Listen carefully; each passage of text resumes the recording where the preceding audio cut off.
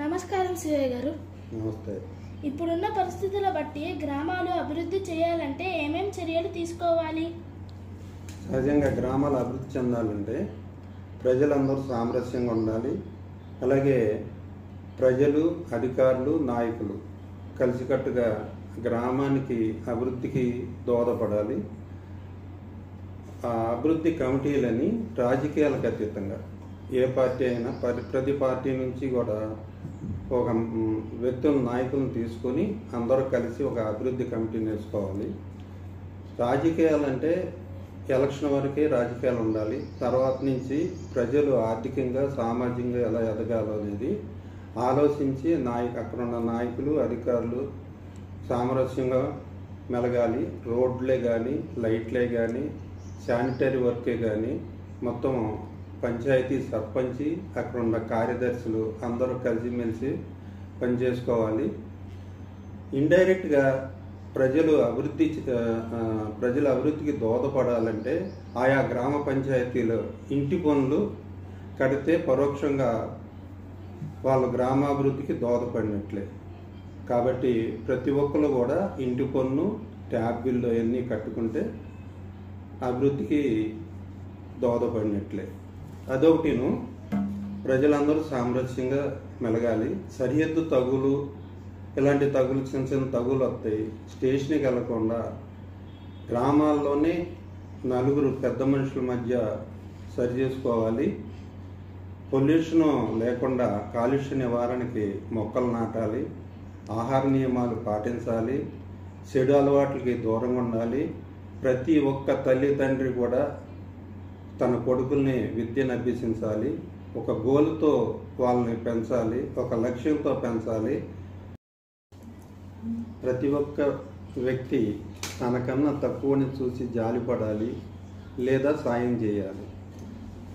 సాయం చేయని సంపద, అనుకోలేని అందం, వినయలేని విద్య వేస్ట్ అంటారు.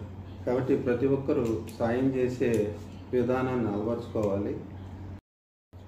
ప్రతి గ్రామంలోనూ నేషనల్ గవర్నమెంట్ వారు సెంట్రల్ గవర్నమెంట్ స్కీము మా నరేగా వర్క్స్ ఉన్నాయి. MGNREGS Mahatma Gandhi national rural economical guarantee scheme, జాతీయ గ్రామీణ ఉపాధి హామీ పథకం.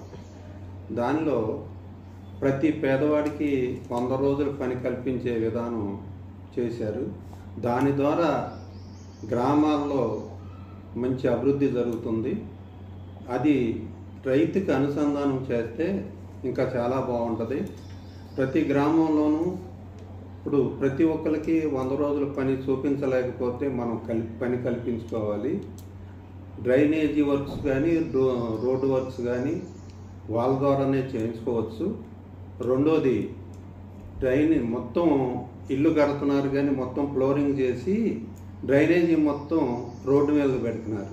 అలా కాకుండా ప్రతి ఒక్కరు లోపల ఈశాన్య మూల ఇంకుడు గుంటలు 3 వర్లేసి సిప్స్ ఇసుక వేస్తే దానికి వచ్చే నీరు అక్కడే ఇంకిపోతుంది, బయటికి రాకుండా. అప్పుడు డ్రైనేజ్ వ్యవస్థను మనం కాపాడగలుగుతాం. కాబట్టి ఈ విషయాన్ని పంచాయతీ సర్పంచులు కానీ, సెక్రటరీలు కానీ, అక్కడున్న FAలు కానీ వర్క్స్ పెట్టి ఇంకుడు గుంటలతో పారిశుద్ధ్యం అంటే డ్రైనేజీ వ్యవస్థకి కొంత క్లీన్ చేయగలుగుతాం. గ్రామాల్లో పారిశుద్ధ్య నివారణకు ఆయా గ్రామాల్లో SWPC ఉన్నాయి, సాలిడ్ వేస్ట్ ప్రాసెసింగ్ సెంటర్స్. వాటి ద్వారా తడి చెత్త, పొడి చెత్త గ్రామాల్లోని గుమస్తాలు అంబులెన్స్ మెన్లు 2 ఉండి పారిశుద్ధ్యం SWPCకి పంపుతున్నారు. దానికి కూడా ప్రతి ఒక్కరు దోహదపడండి. ప్రతి ఒక్కరికి 2 వేస్ట్ బాక్సులు ఇచ్చారు. ఆ బాక్సుల ద్వారా వాళ్ళు పంపితే ఇంటి దగ్గర కాలుష్య నివారణ, పారిశుద్ధ్య నివారణ ఉంటుంది. దానివల్ల ఈగలు, దోమలు రాకుండా మనకి అనారోగ్య బారిన పడకుండా ఉంటుంది. కాబట్టి ఈ విషయాలన్నీ తీసుకుని సేవా దృక్పథం అలవర్చుకుని పారిశుద్ధ్య నివారణకు, అట్లాగే గ్రామాల అభివృద్ధికి దోహదపడతారని. ఇన్ని విషయాలు పంచుకున్న ఇచ్చినందుకు ధన్యవాదములు శివయ్య గారు. మళ్ళీ ఇంకో వీడియోలో కలుసుకుందామని ఆశిస్తున్నాను. Thank you sir.